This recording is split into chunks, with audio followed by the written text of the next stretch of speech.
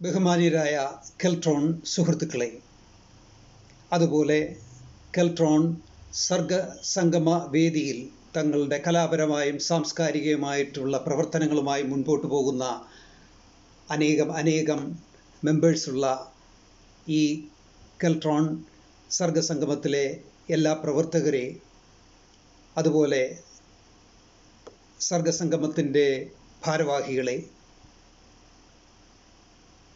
ഇത്തരുണത്തിൽ ആദ്യം തന്നെ എന്നെ KPP നമ്പ്യാരുടെ സ്മരണാർത്ഥം ഒരു പ്രസംഗം ചെയ്യുന്നതിന് ക്ഷണിച്ചതിൽ എൻ്റെ നന്ദി ഞാൻ ഇവിടെ തന്നെ രേഖപ്പെടുത്തുകയാണ്. നിങ്ങളുടെ എല്ലാം സ്നേഹ സാഹോദര്യ പ്രകടനങ്ങളുടെ മുമ്പിൽ എൻ്റെ വിനീതമായ കൂപ്പുകൈ. ശ്രീമാൻ KPP നമ്പ്യാർ കേരളം കണ്ട ഏറ്റവും പ്രതിഭാസമ്പന്നനും മനുഷ്യസ്നേഹിയുമായ ലോകോത്തര വിശ്വോത്തര പ്രശസ്തിയാർജിച്ച ഒരു ടെക്നോക്രാറ്റ് തന്നെയായിരുന്നു.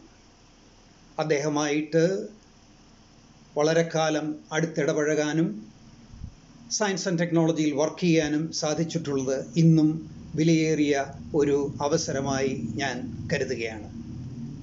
1929 കണ്ണൂരിൽ ജനിച്ച ശ്രീമാൻ കുന്നത്ത് പുതിയ വീട്ടിൽ പത്മനാഭൻ നമ്പ്യാർ തൻ്റെ ജനനം മുതൽ മരണം വരെയുള്ള കാലഘട്ടത്തിൽ പ്രതിഭയുടെ ഏറ്റവും ഉത്തമോദാഹരണങ്ങളായ പ്രകടനങ്ങളിലൂടെ ജീവിതത്തിൻ്റെ സാഫല്യം കണ്ടെത്തിയ ഒരു മനുഷ്യൻ. അങ്ങനെ 1929 മുതൽ മരണം വരെ 30 ജൂൺ 2015 വരെ അദ്ദേഹം ഈ ലോകത്ത് ക്രിയാത്മകമായ പ്രവർത്തനങ്ങളിലൂടെ ഒരു വിധത്തിൽ പറഞ്ഞാൽ ജനസേവനം തന്നെ നടത്തി വരികയായിരുന്നു. ലക്ഷോപലക്ഷം ആളുകൾക്ക് പലതരത്തിലുള്ള ജീവിത സൗകര്യങ്ങളേകുന്ന ജോബ് ഓപ്പർച്യൂണിറ്റീസ് കേരളത്തിൽ ക്രിയേറ്റ് ചെയ്യുകയും പിന്നീട് ഓൾ ഇന്ത്യ ലെവലിൽ സയൻസ് ആൻഡ് ടെക്നോളജിക്ക്, especially electronics industry, computer industry എന്നിവയ്ക്ക് പുരോഗമനപരമായിട്ടുള്ള കാൽപ്പാടുകൾ വയ്ക്കുവാൻ ഉള്ള സാഹചര്യം സൃഷ്ടിച്ചു കൊടുക്കുകയും ചെയ്ത് മുന്നേറിയ ഒരു വ്യക്തിയാണ്. ഏകദേശം 28ഓളം കമ്പനികൾ കേരളത്തിൽ Keltron, Kerala state electronics development കോർപ്പറേഷൻ്റെ പേരിൽ ഉണ്ടാക്കുകയും കുറഞ്ഞ ഒരു കാലഘട്ടത്തിൽ 10 മുതൽ 13 വർഷം വരെയുള്ള കാലഘട്ടത്തിൽ അതിനെ 1, 2, 10 കോടിയിൽ നിന്ന് 150 കോടി മുതൽ 212 കോടി വരെയുള്ള ടേൺ ഓവറിലേക്ക് നയിക്കുകയും ചെയ്ത ഒരു ഉത്തമ ലീഡർ ആയിരുന്നു, മാനേജ്മെൻറ്റ് വിദഗ്ധനായിരുന്നു ഒരു വശത്തൂടെ നോക്കുമ്പോൾ KPP നമ്പ്യാർ. അതായത് ഇലക്ട്രോണിക്സ് ഇൻഡസ്ട്രിയുടെ താഴെപ്രതലങ്ങളിൽ നിന്ന് അതിൻ്റെ ഉന്നതങ്ങളായിട്ടുള്ള പ്രതലങ്ങളിലേക്ക്, അതായത് കമ്പോണൻസ് മുതൽ ലാർജ് പ്ലാൻ കൺട്രോൾ സിസ്റ്റംസ് വരെ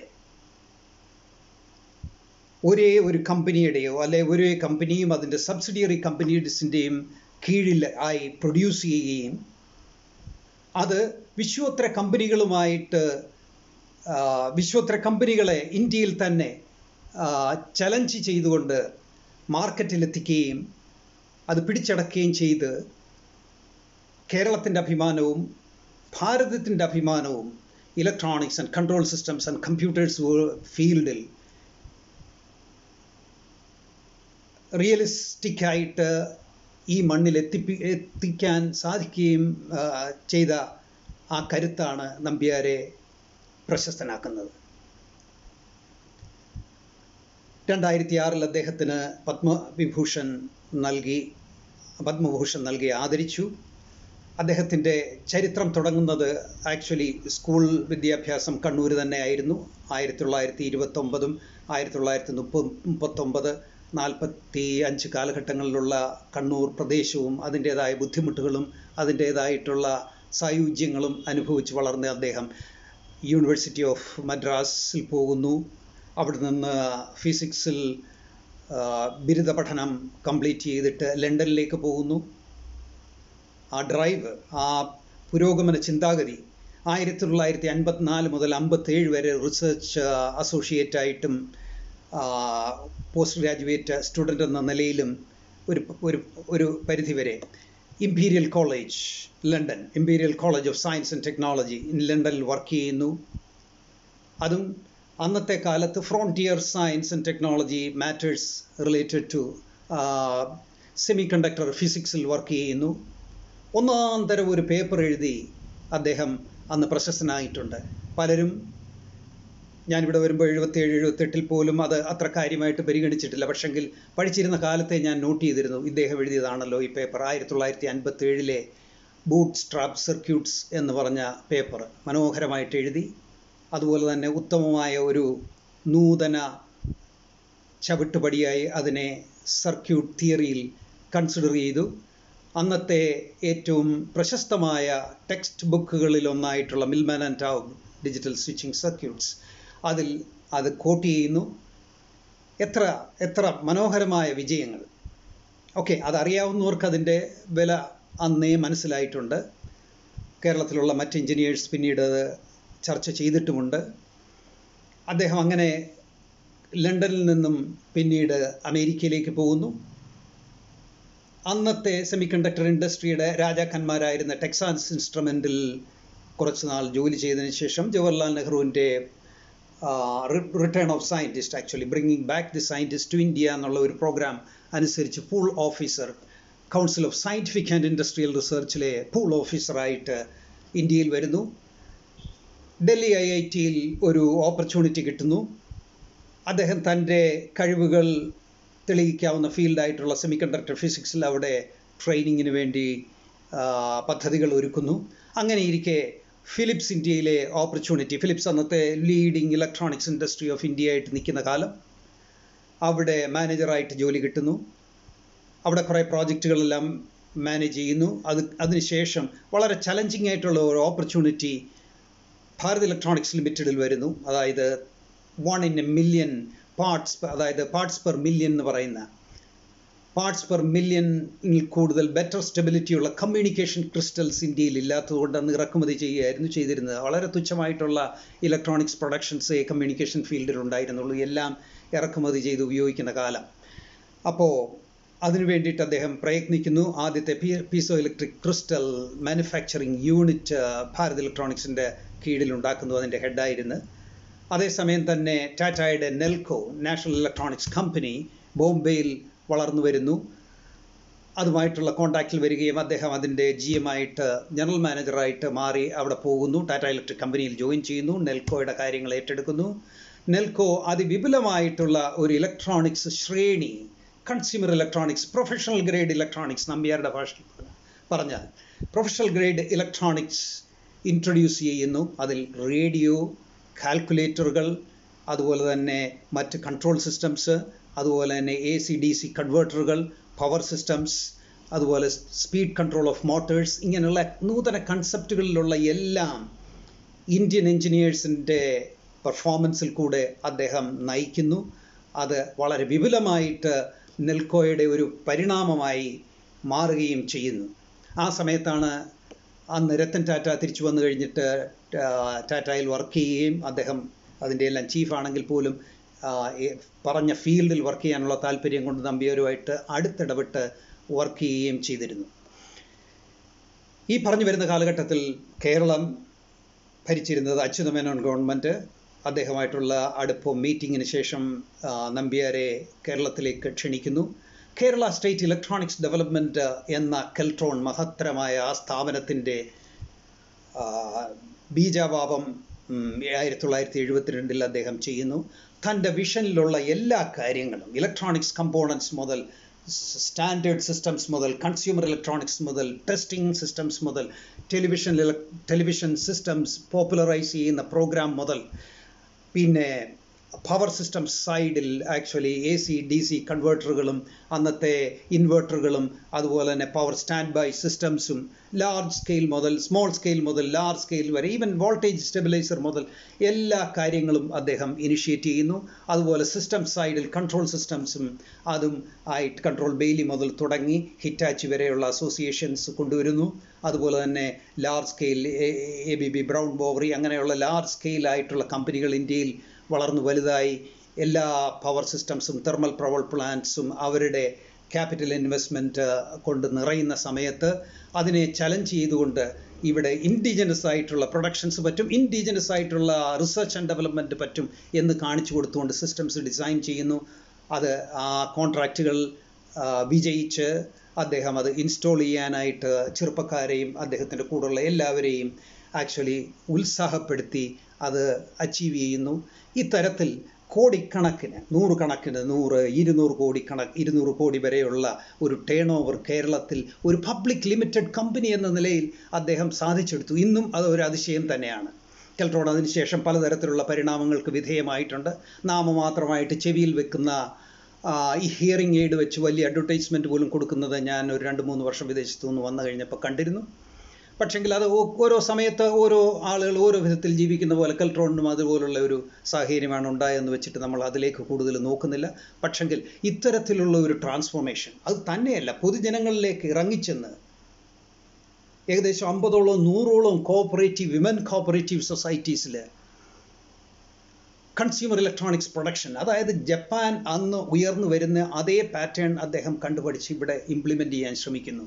അതെല്ലാം അതേ സ്റ്റെബിലിറ്റിയിലും അതേ ഗ്രോത്ത് റേറ്റിലും വളർന്നു വന്നിരുന്നുവെങ്കിൽ എത്ര മനോഹരമായ ഒരു പ്രദേശമായി കേരളം മാറുമെന്നുള്ളത് നമുക്ക് ഇന്നും ഊഹിക്കാവുന്നതേ ഉള്ളൂ. പല കാരണങ്ങൾ കൊണ്ട് പലതും നടക്കുന്നില്ല, അതിൻ്റെ കൂട്ടത്തിൽ ഇതും നടന്നില്ല എന്ന് വെക്കുവാനേ നമുക്ക് സാധിക്കുകയുള്ളൂ. ആക്ച്വലി അത് കഴിഞ്ഞിട്ട് അദ്ദേഹത്തിൻ്റെ കോൺട്രിബ്യൂഷൻ ഓൾ ഇന്ത്യ ലെവലിലേക്ക് മാറുകയാണ്. ITIയുടെ ചെയർമാൻ പദവി അദ്ദേഹത്തിന് നീട്ടുന്നു. പിന്നീട് ഇന്ദിരാഗാന്ധിയെ ആയിട്ടുള്ള അടുപ്പം, പിന്നെ ഇന്ദിരാഗാന്ധിക്ക് ആ റെക്കഗ്നിഷൻ കൊടുക്കണമെന്നുള്ള ആഗ്രഹത്തിൽ അദ്ദേഹം പിന്നീട്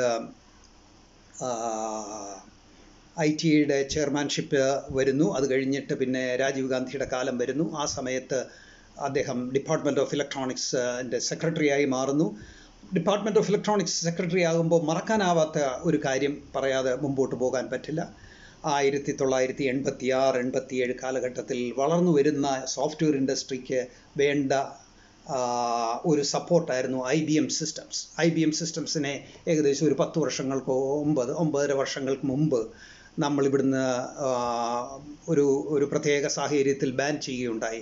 IBM സിസ്റ്റംസ് വേണ്ട എന്നുള്ളതും അവർ പാക്ക് ചെയ്ത് പോവുകയും ചെയ്തിരുന്നു. അതിനെ പിന്നെ റീഇമ്പോർട്ട് ചെയ്യുക എന്ന് പറയുന്ന ഒരു പോളിസി വൈസ് ഏറ്റവും ബുദ്ധിമുട്ടായിട്ടുള്ള ഒരു സാഹചര്യമാണ്. TCS പോലുള്ള വലിയ കമ്പനികൾ സോഫ്റ്റ്വെയർ ഡെവലപ്പ് ചെയ്ത് ഓൾ വേൾഡ് ലെവലിൽ എത്തിക്കാൻ താല്പര്യപ്പെടുന്ന കമ്പനികൾക്ക് ഏറെ ആവശ്യമുണ്ടായിട്ടുള്ള ഒരു കാര്യമായിരുന്നു IBM സിസ്റ്റംസ്. IBMൻ്റെ ഹാർഡ്വെയർ, IBMൻ്റെ ഓപ്പറേറ്റിംഗ് സിസ്റ്റംസ് ഇത്രയും ഉണ്ടെങ്കിൽ മാത്രമേ കോബോൾ പോലുള്ള പഴയ കാല സോഫ്റ്റ്വെയർ സിസ്റ്റംസിനെ പുതിയ കാല കോബോൾ സിസ്റ്റംസിലേക്കോ പുതിയ സോഫ്റ്റ്വെയറിലേക്കോ മാറ്റി ആ സിസ്റ്റംസിനെ അപ്ഗ്രേഡ് ചെയ്യുകയും പ്രോലിഫറേറ്റ് ചെയ്യുകയും ചെയ്യണമെന്നുള്ള ആവശ്യങ്ങൾ സാധിക്കുവാൻ IBM സിസ്റ്റത്തിൻ്റെ ആവശ്യം വളരെ വളരെ അത്യാവശ്യ നിലയിലുള്ളതായിരുന്നു. പക്ഷെങ്കിൽ ഗവൺമെൻറ് പോളിസീസ് സ്റ്റക്കായിട്ട് അതിങ്ങനെ നിൽക്കുന്ന കാലത്താണ് അദ്ദേഹം ഗവൺമെൻറ് സെക്രട്ടറി ആകുന്നതും. FC കോഹ്ലി, അതായത് TCSൻ്റെ ചെയർമാൻ, അദ്ദേഹത്തെ മീറ്റ് ചെയ്യുന്നു, പ്രശ്നം അവതരിപ്പിക്കുന്നു. അദ്ദേഹം തൻ്റെ തനതായ ശൈലിയിൽ അത് ഏറ്റെടുക്കുന്നു. പല തരത്തിലുള്ള കൺവിൻസിങ് മാറ്റേഴ്സ് വഴി അദ്ദേഹത്തിന് അറിയാം.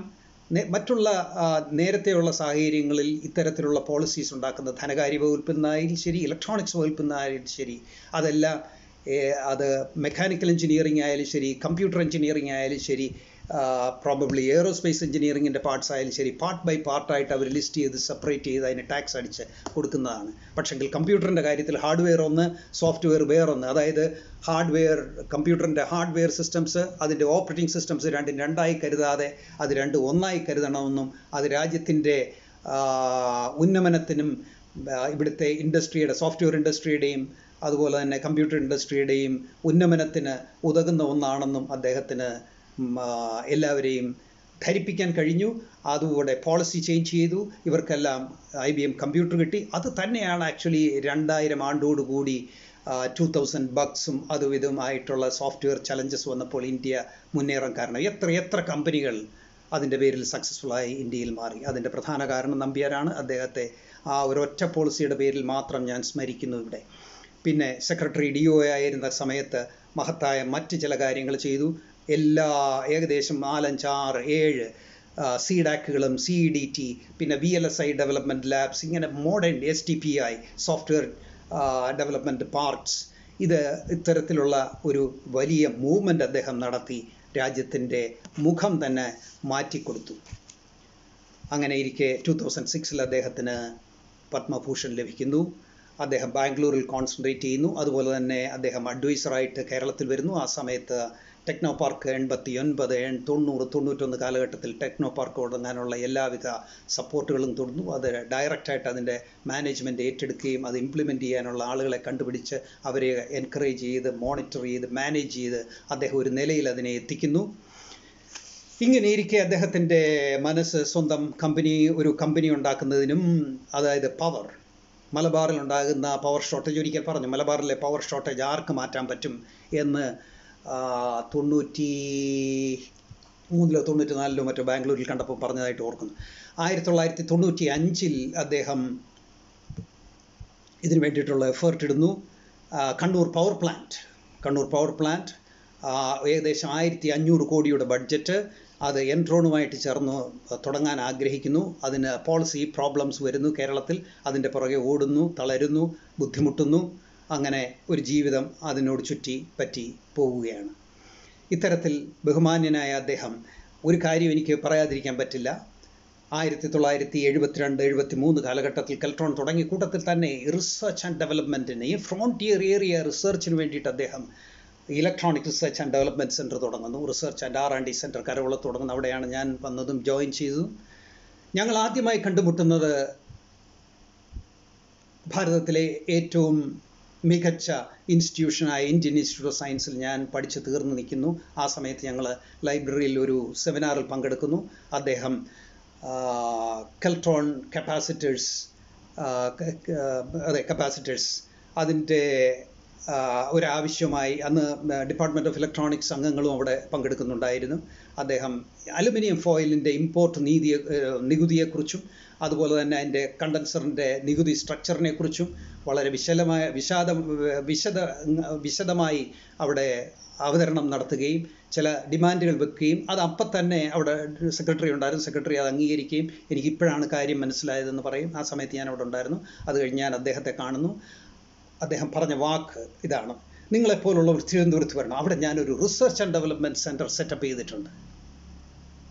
It's a pleasure to work there, come on എന്ന് പറഞ്ഞ് അദ്ദേഹം എൻകറേജ് ചെയ്യുന്നു. പിന്നീട് ഇമ്മീഡിയറ്റ് ആയിട്ടുള്ള അപ്പോയിൻമെൻറ്റോ അദ്ദേഹത്തിൻ്റെ തനതായ ശൈലിയിലുള്ള എല്ലാ ഇതും, ഞാൻ അവിടെ വർക്ക് ചെയ്തിരുന്നിടത്ത് ഇന്ത്യൻ സ്പേസ് റിസർച്ച് ഓർഗനൈസേഷനിലേക്ക് മാറുന്നതിന് തൊട്ട് മുമ്പ് വരെ ഞാൻ വർക്ക് ചെയ്തിട്ടുള്ള എല്ലാ കാലഘട്ടത്തിലും അദ്ദേഹം ഒത്തൊരുമിച്ചും അദ്ദേഹത്തിൻ്റെ എൻകറേജ്മെൻറ്റിലും ഗൈഡൻസിലും വർക്ക് ചെയ്യാൻ പറ്റി എന്നുള്ളത് എനിക്ക് മഹത്തായ ഒരു പ്രവൃത്തി പരിചയവും അതുപോലൊരു പ്രചോദദായകമായ ഒരവസരവുമായി എന്നുമെന്ന് ഞാൻ കരുതുകയാണ്.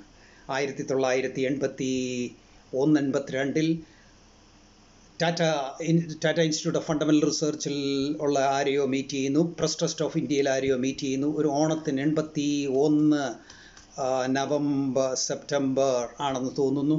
അദ്ദേഹം ബോംബെയിൽ നിന്ന് ഓണത്തിൻ്റെ 2 ദിവസം മുമ്പ് വരുന്നു. അദ്ദേഹം ഓണത്തിൻ്റെ തലേ ദിവസം വിളിക്കുന്നു, പറയുന്നു ഇതുപോലെ മറ്റന്നാൾ ഒരു മീറ്റിംഗ് ഉണ്ട്, ഉടനെ തന്നെ പോകാൻ പറ്റണം. ഞാൻ പറഞ്ഞു നാളെ ഓണമാണല്ലോ. പറഞ്ഞു ഓണം 3 കഴിയുമ്പോഴത്തേക്ക് മാറും, ഞാനും അതാണ് ചെയ്യുന്നത്, പറ്റുമെന്ന് നോക്കുക, ടിക്കറ്റ് ഉടനെ അറേഞ്ച് ചെയ്യാമെന്ന് പോകുന്നു. വളരെ സക്സസ്ഫുള്ളായിട്ട് ഏകദേശം 1000-ഓളം വ്യൂ ഡേറ്റ സിസ്റ്റംസ് പ്രൊഡ്യൂസ് ചെയ്യുകയും 2 കോടിയോളം രൂപ ആ കാലഘട്ടത്തിൽ ഉണ്ടാക്കുകയും ചെയ്ത ആ മനുഷ്യൻ്റെ ഒരു നിമിഷത്തെ ചിന്താഗതി മാത്രമാണെന്ന് ഇന്ന് ഞാൻ പറയുന്നു. അതിനു വേണ്ടിയിട്ട് ഞാൻ പ്രോജക്റ്റ് മാനേജറായിട്ട് നിരന്തരം പ്രയത്നിച്ചിട്ടുണ്ട്. പക്ഷേ ആ പ്രയത്നത്തിൻ്റെ എല്ലാം പുറകിൽ ഇന്നും എനിക്ക് കാണാൻ പറ്റിയ ആ ശക്തി അദ്ദേഹത്തിൻ്റെ ആ ശക്തി മാത്രമാണ്. അവിടെ ചെല്ലുന്നു, ECAL കോമ്പറ്റീഷനിലുണ്ട്, കെൽട്രോണിൽ ഞങ്ങളിരിക്കുന്നു. പല കാര്യങ്ങൾ കൊണ്ട് പിന്നീട് ECAലിന് അത് ഡെമോൺസ്ട്രേറ്റ് ചെയ്യാൻ പറ്റിയില്ല. ആ സമയത്തൊക്കെ അദ്ദേഹം ഗൈഡ് ചെയ്യുന്നുണ്ടായിരുന്നു, ഇത് നമുക്ക് പറ്റും, ഇന്ന പോലെ ചെയ്യാം, അങ്ങനെ ചെയ്യാം, ഇങ്ങനെ ചെയ്യാം.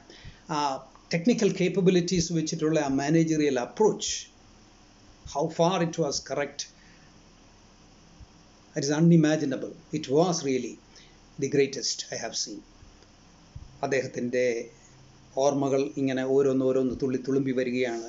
ആ മഹത് ദീപം 2015 ഈ ഭൂമുഖത്ത് നിന്ന് മാറി. എല്ലാ വർഷവും ജൂൺ 30 നമ്പ്യാരുടെ ദിനമായിട്ട് ആചരിക്കാനായിട്ട് ഇവിടെ സയൻസ് ആൻഡ് ടെക്നോളജി പ്രബുദ്ധരായിട്ടുള്ള എല്ലാ ആളുകളും ശ്രമിക്കട്ടെ. അതിനുള്ള ഒരു നല്ല അവസരം വരട്ടെ എന്നും നിങ്ങളുടെ എല്ലാ നന്മയ്ക്കും വേണ്ടി പ്രാർത്ഥിച്ചുകൊണ്ട് എൻ്റെ ഈ വാക്കുകൾ ഞാൻ ഉപസംഹരിക്കുന്നു. കെൽട്രോൺ സർഗസംഗമത്തിലെ എല്ലാ മാന്യ പ്രേക്ഷകർക്കും കെൽട്രോൺ സർഗസംഗമത്തിൻ്റെ ഭാരവാഹികൾക്കും എൻ്റെ നന്ദി, നമസ്കാരം.